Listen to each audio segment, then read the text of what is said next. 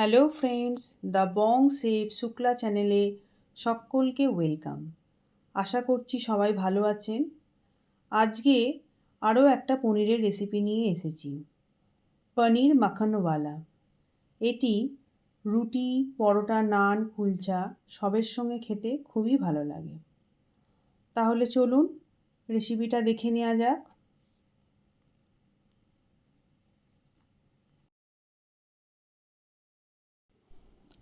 এখানে 350 গ্রামের মতো পনির নিয়ে নিয়েছি, আর পনিরগুলোকে এইভাবে কেটে নিয়েছি। আপনারা চাইলে এর থেকে বড় সাইজেরও টুকরো করে নিতে পারেন। দুটো মিডিয়াম সাইজের টমেটো কেটে নিয়েছি এইভাবে। দুটো মিডিয়াম সাইজের পেঁয়াজকে এইভাবে কেটে নিয়েছি। 20টার মতন কাজু নিয়ে নিয়েছি, 12 কোয়া রসুন, আর 1.5 ইঞ্চ মতো আদা, 4 টেবিল স্পুনের মতো বাটার নিয়েছি, আর 2 টেবিল স্পুনের মতো পোস্ত বাটা নিয়ে নিয়েছি।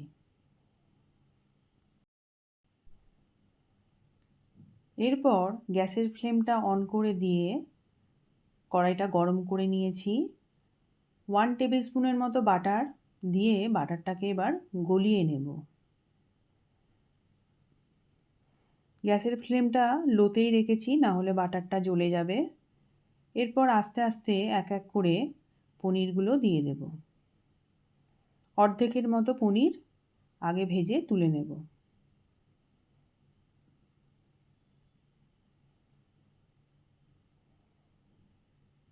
লো ফ্লেমে রেখেই পনিরগুলোকে ভাজতে হবে। হালকা করে পনিরগুলো ভেজে নেব। খুব কড়া করে ভাজা হলে এর টেস্টটা খুব একটা ভালো আসবে না।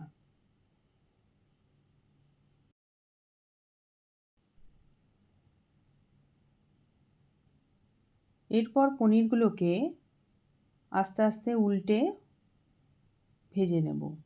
দেখুন এই রকম হালকা রকমভাবে ভেজে নিতে হবে। একটা হালকা ব্রাউন কালার এসে গেছে।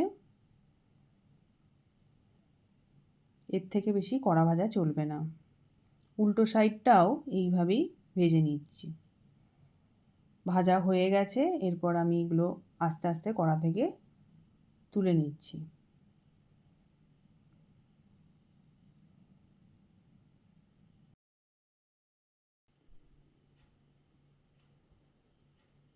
এরপর পরের পনিরের টুকরোগুলোকেও ওই একইভাবে ভেজে নেব।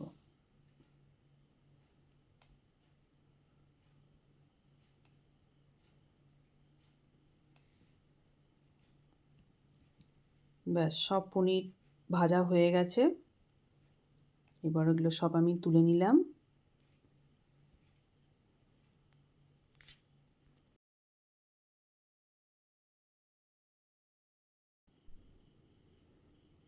এবার ওই একই কড়াইয়ের মধ্যে 1 টেবিল স্পুনের মতন বাটার দিয়ে দিলাম। বাটারটাকে আস্তে আস্তে গলিয়ে নিতে হবে। এরপর এর মধ্যে 1.5 ইঞ্চ মতো দারুচিনি দিলাম, আর একটা বড় এলাচ ফাটিয়ে নিয়ে ফোড়নে দিয়ে দিলাম। দিয়ে এটাকে একটু নেড়ে নিতে হবে। এরপর এর মধ্যে রসুনের কোয়াগুলোকে দিয়ে দিলাম, আর আদার টুকরোগুলোও দিয়ে দিলাম। দিয়ে এটাকে 1 মিনিটের মতো আমি ভাজতে থাকবো।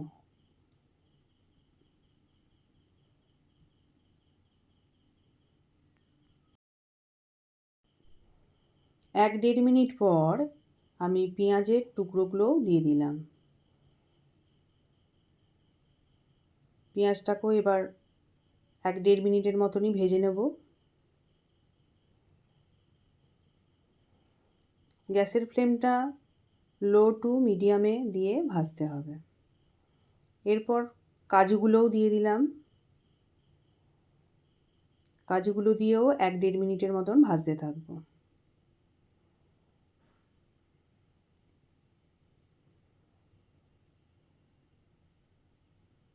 1-1.5 মিনিট হয়ে যাওয়ার পর টমেটোর টুকরোগুলোকেও দিয়ে দিলাম। দিয়ে ভালো করে এটাকে এবার নাড়তে হবে।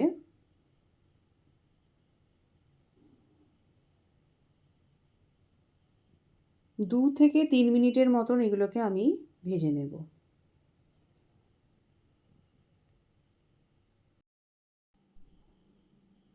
ভাজাটা প্রায় হয়েই এসেছে। এরপর গ্যাসের ফ্লেমটাকে আমি অফ করে দেব।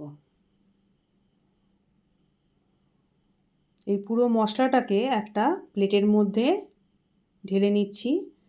ঢেলে নিয়ে মশলাটাকে ঠান্ডা করে নেব। ঠান্ডা হয়ে গেলে তারপরই এর একটা স্মুথ পেস্ট বানিয়ে নিতে হবে।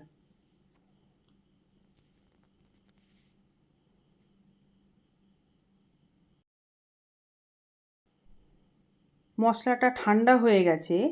এরপর একটা মিক্সার গ্রাইন্ডার জার নিয়ে নিয়েছি আর মশলাটা এর মধ্যে সব আস্তে আস্তে দিয়ে দিচ্ছি।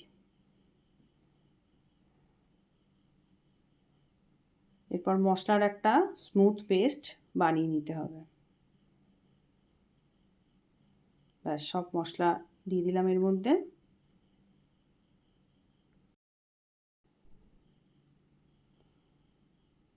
মশলার একটা স্মুথ পেস্ট বানিয়ে নিয়েছি।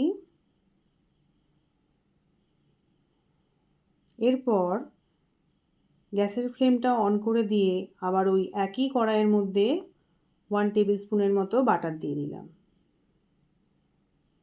বাটারটাকে এবার আস্তে আস্তে গলিয়ে নেব।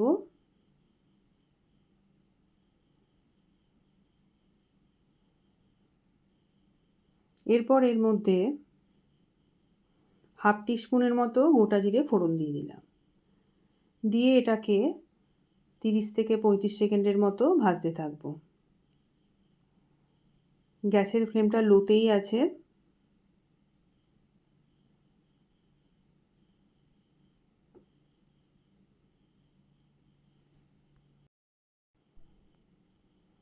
এরপর এর মধ্যে বেটে রাখা মশলার পেস্টটা আস্তে আস্তে ঢেলে দিলাম। দিয়ে এবার মশলাটাকে ভালো করে ভেজে নিতে হবে। এরপর এর মধ্যে 1/2 টিস্পুন হলুদ গুঁড়ো, 1/2 টিস্পুন ধনে গুঁড়ো, 1/2 টিস্পুন জিরে গুঁড়ো, 1/2 টিস্পুন গরম মশলার গুঁড়ো, 1/2 টিস্পুন লঙ্কার গুঁড়ো দিয়ে মশলাটাকে ভালোভাবে কষাতে হবে।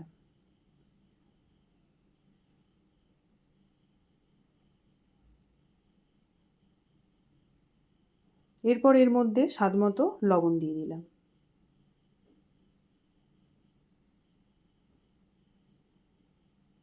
দিয়ে ভালো করে মশলাটাকে আবার আমি ভাজতে থাকবো। এরপর একটা ঢাকনা দিয়ে ঢেকে দেবো 2 মিনিটের মতন। 2 মিনিট পর ঢাকনাটা খুলে আবার মশলাটাকে ভালোভাবে নেড়ে দিতে হবে, না হলে মশলাটা তলায় লেগে যাবে।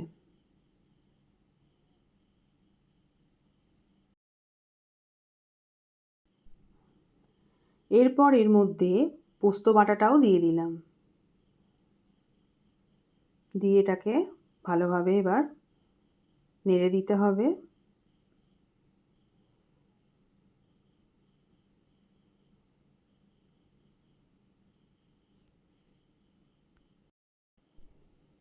এইভাবে মশলাটাকে আমি আবার ঢাকা দিয়ে দেবো। 2 মিনিট পর পর ঢাকনাটা খুলে মশলাটাকে এইভাবে নেড়ে দিতে হবে।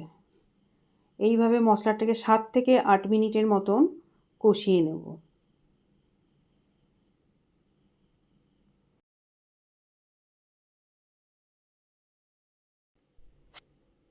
এরপর এর মধ্যে 1 গ্লাস গরম জল ঢেলে দিলাম। এরপর মশলাটাকে ভালো করে জলের সঙ্গে মিশিয়ে নিতে হবে, যাতে কোনো রকম লাম্প না থাকে।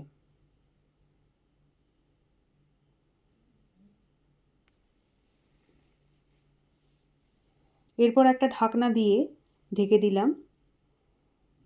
গ্রেভিটা ফুটে গেলেই ঢাকনাটা আমি আবার খুলে দেব। খুলে একটু ভালো করে নেড়ে দিতে হবে।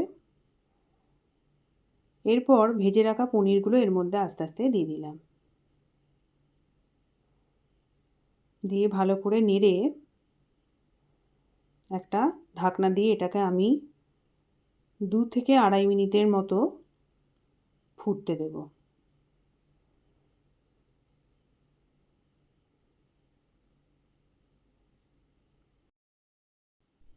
পুরো রান্নাটাই লো ফ্লেমে হবে। এরপর ঢাকনাটা খুলে নিচ্ছি। দেখুন এর গ্রেভিটা অনেক ঘন হয়ে এসেছে।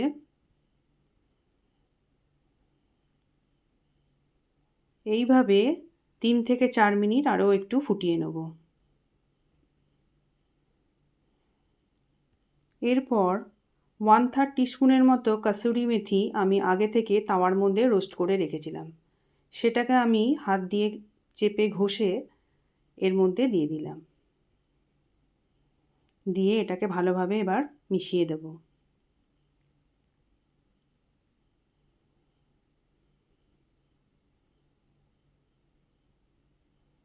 গ্রেভিটাও সুন্দর হয়ে এসেছে। এরপর একটা ঢাকনা দিয়ে 2 থেকে 3 মিনিটের মতন এটাকে আবার ফুটতে দেব।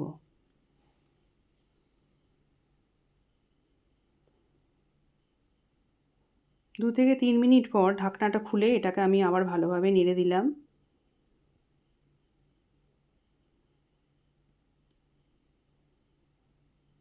এরপর এর মধ্যে 1/2 টিস্পুনের মতো বাটার দিয়ে দিলাম। বাটার দিয়ে এবার ভালো করে মিশিয়ে দেব।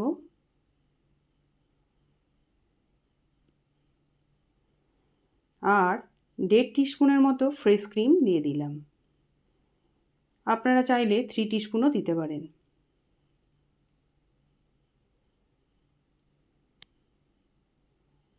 ব্যাস হয়ে গেছে।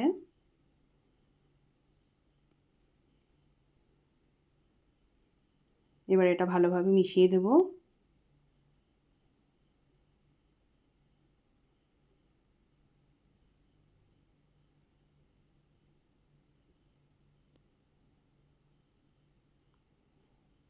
ব্যাস রেডি। এবার গ্যাসের ফ্লেমটা অফ করে দিলাম।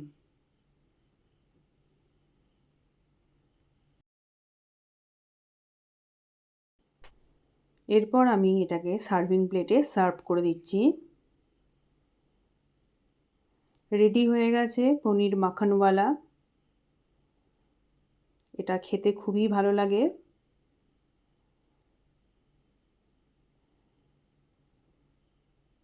আশা করছি আমার এই ভিডিওটা আপনাদের ভালো লেগেছে। যদি ভালো লেগে থাকে তাহলে লাইক দেবেন, কমেন্ট করে জানাবেন আর আমার চ্যানেলটা সাবস্ক্রাইব করে নেবেন। পাশে থাকা বেল আইকনটাও প্রেস করে দেবেন। তো আজকের মতো এখানেই শেষ করছি। আবার আসবো অন্য কোনো রেসিপি নিয়ে। সবাই ভালো থাকবেন, সুস্থ থাকবেন।